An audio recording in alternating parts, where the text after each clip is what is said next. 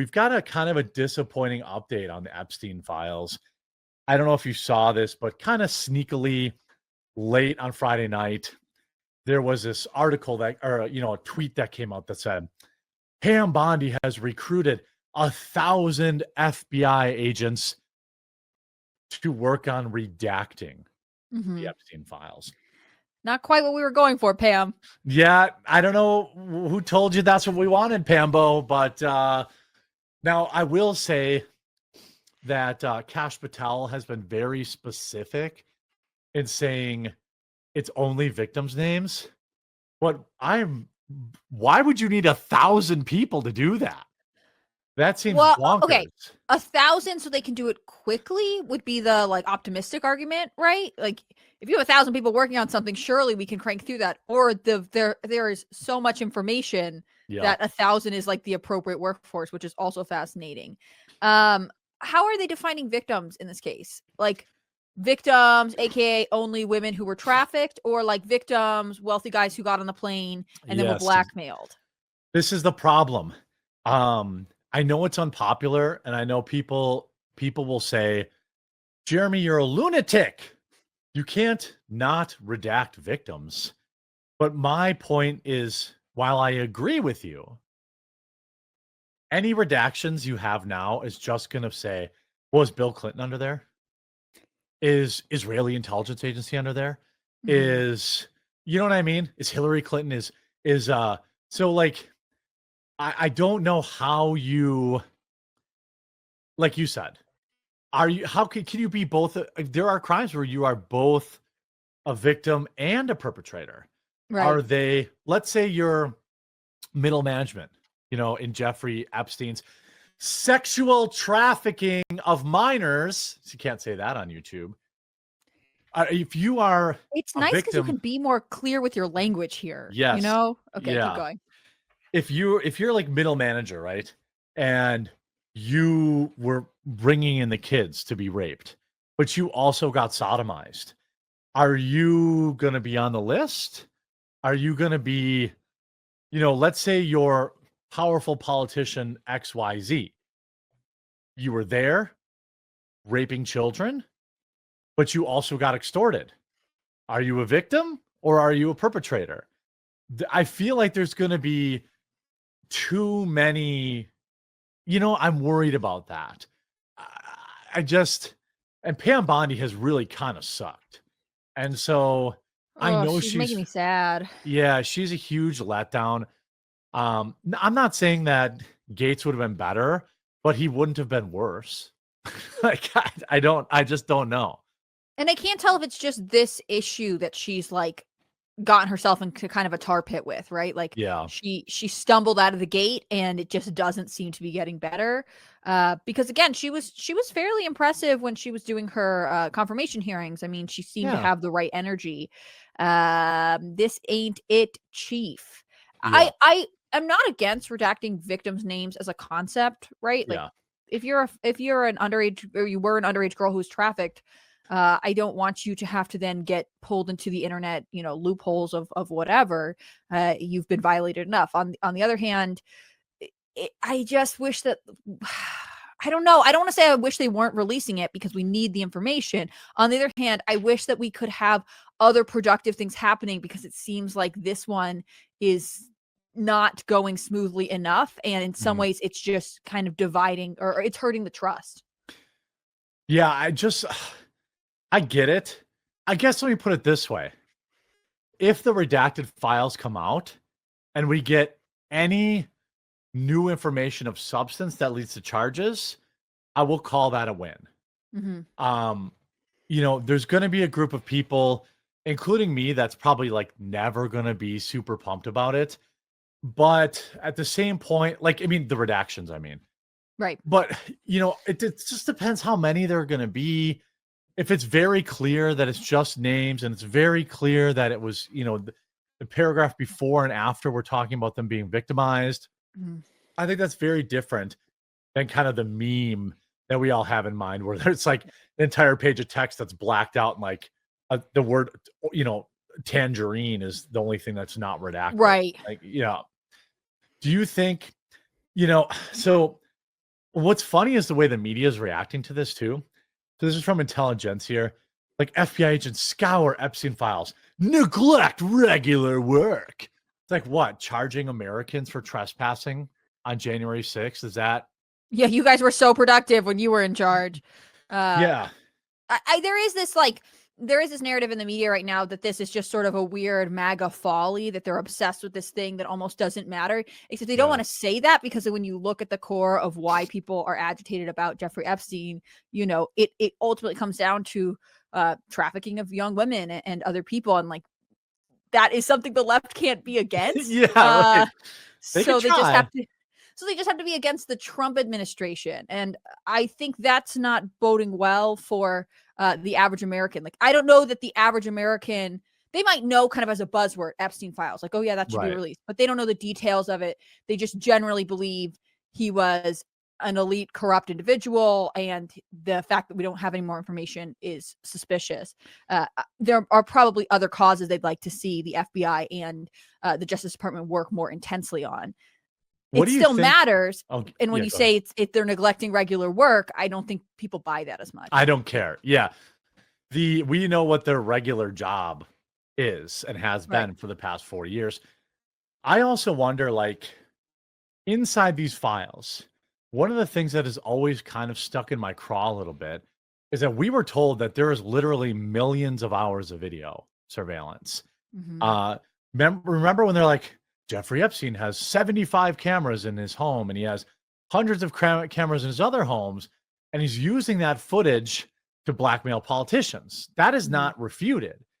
So inside of these files, I want to see video. I want to see, the parties. Show me these big names, even the people we already know were there, right? Like, we know, a long list of people that were on the island. So show me them partying. Show me. You don't have to show me if they're involved. You could blur things out. But just give me that. That would be a bigger bombshell than anything we've seen. Like, here's XYZ politician sitting poolside with an 18-year-old female, or a very young looking female. We never saw any of that. Not a single shred, not a photo, not a still, not as far as I remember. I mean, I could be wrong, but I don't remember any of it. We never saw any real confirmation that anyone was on the island other than the flight logs. So like, I don't want to see some kid get molested. That's not what I'm saying. What I'm saying is you could show the video right up to the point where they go into a bedroom together. That's all I need to see. There's not a lot, you know what I mean? I don't need to see the crime happen. I just want to see some 70-year-old and some 17-year-old female go together in a room together. Like, that's, I mean, To Catch a Predator does this all the time. They've obviously figured out how to show enough significant evidence without crossing any inappropriate lines. It seems like it's possible. And again, it's just this question of like, do you want to build trust with the American people or not? It does, again, like, I think there is a divide between the like X sphere, people who are really active online and following politics like this on X, versus like the average maybe Trump supporter in America who's not as plugged in. One group feels this more intensely than the other. It doesn't mean that it's irrelevant, though. Yeah, well, I think that there are a lot of Trump supporters that simply do not care about the Epstein files. I mean, did you see Ben Shapiro, who I wouldn't really call a Trump supporter? He was like, I don't even really care about who killed that guy. Yeah, me either. He's a bad take machine. He goes, I don't really care about who killed JFK. That happened 70 years ago. I'm like, what? Like, he said, I'm paraphrasing, but not much. And it's like, who are you working for, dude? Like, it kind of matters if the CIA killed a sitting president. I don't care if it was 200 years ago. And I think we talked about this when the JFK files were coming out. Like, on the one hand, we're not going to time travel back and change anything. Like, history, the course of history was set. On the other hand, that doesn't mean we shouldn't know what happened, because the narrative around the institutions that may have been involved is the reputation is decimated by any kind of involvement, or just generally like our awareness of our relationship to our government is dictated by the transparency in which they offer us. Yeah, it's very, I get that there's a fine line, but we know what we were told and who was there. Just give me, I don't want to see this again. I did a stream yesterday, and when over the invite to the White House, and I said part of the reason I was skeptical is because I did not want my picture like this.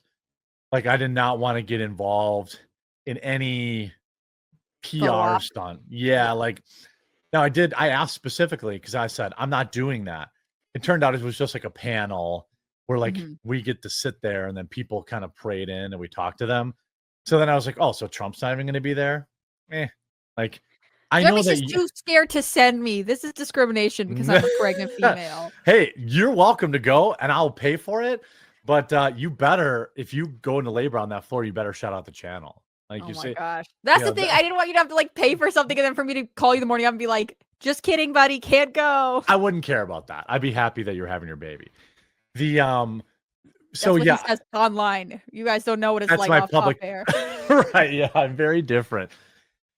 So yeah, it would be I think this at least like kind of tells us that, you know, Pam Bondi's feeling the pressure. Like every time she does a Fox News appearance, I get irrationally angry. Yeah. You know, I'm like, why are you on Fox News talking about anything about other than here are the Epstein files and here are videos of, you know, and by the way, is kind of doing that to me right now. Like yes, every time she shows up somewhere in a cowboy hat and cowboy boots. Yeah. I know there is probably a ranching culture in the Dakotas, but I also want to be like, you are sort of making this seem like a game.